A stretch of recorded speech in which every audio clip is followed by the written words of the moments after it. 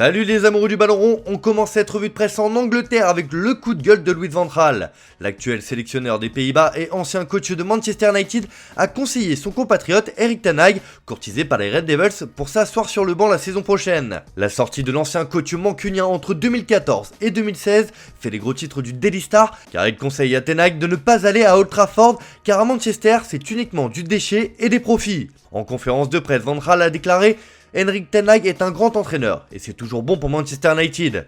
Mais Manchester United est un club commercial, c'est un choix difficile pour un entraîneur. Il ferait mieux d'aller dans un club de football. Pour le Daily Express, c'est du profit et des malheurs à Manchester United, alors que pour le Daily Mail, ten Hag doit carrément tourner le dos à United s'il veut continuer à avoir une carrière d'entraîneur rayonnante. Allez, on file en France où les Bleus affrontent l'Afrique du Sud ce soir au stade Pierre-Mauroy de Lille.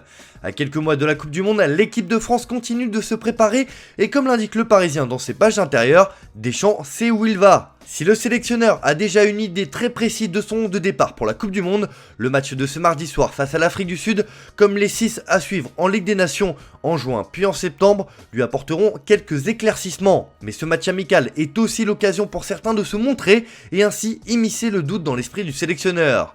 Pour l'équipe, ce sont des occasions à saisir. Pour ceux qui veulent être du voyage au Qatar en fin d'année, il faut se montrer et saisir sa chance, car Deschamps a déjà annoncé qu'il allait faire tourner. De son côté, Roberto Mancini a lui annoncé qu'il allait rester à la tête de la squadra Azzurra, malgré la piteuse élimination en barrage de la Coupe du Monde.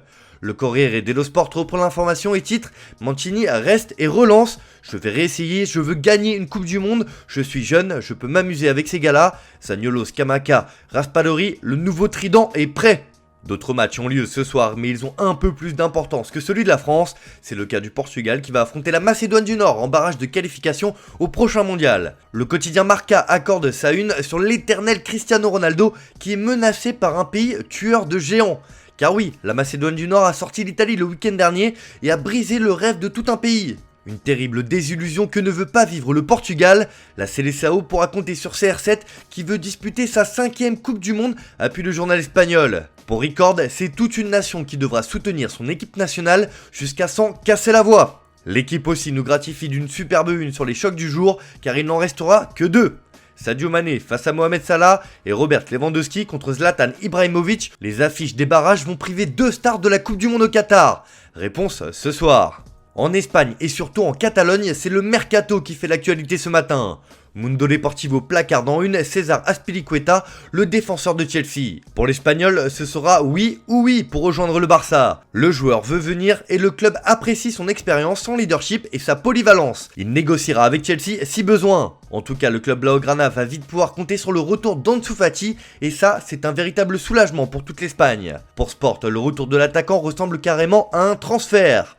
Fati a repris les entraînements du Barça hier après plus d'1 mois d'absence. Le joueur s'est fixé un délai de 3 semaines pour revenir jouer un match. Même AS, journal madrilène, se félicite de ce retour en bas de page, mais la grosse actu qui ne passe pas inaperçue, c'est la déclaration de Joan Laporta sur un éventuel retour de Lionel Messi au FC Barcelone. Comme le relaye Mundo Deportivo, Laporta a été clair: nous ne considérons pas le retour de Léo Messi. De quoi mettre fin au suspense. Le président du Barça a tout de même indiqué lors de cette sortie médiatique que le club avait déjà signé 2 recrues cet été. Il s'agirait d'Andreas Christensen de Chelsea et Franck Kessié de l'AC Milan.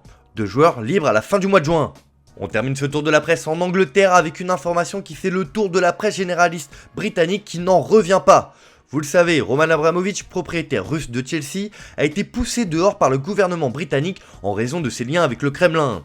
Obligé de vendre, il est rentré au pays et a été diligenté pour ouvrir des pourparlers et des négociations entre l'Ukraine et la Russie. Mais comme l'annonce le Daily Mirror, il a été empoisonné pendant ces discussions pour la paix. Abramovich et des négociateurs ukrainiens auraient souffert de symptômes laissant penser à un empoisonnement. Ils auraient eu ainsi les yeux rouges, des douleurs constantes et la peau qui pèle au niveau du visage et des mains. Pour le Daily Mail, Abramovich a été aveuglé par une attaque au poison. Bon, l'oligarque va bien et a été sorti d'affaire, le but était surtout d'effrayer certaines personnes présentes à ces réunions.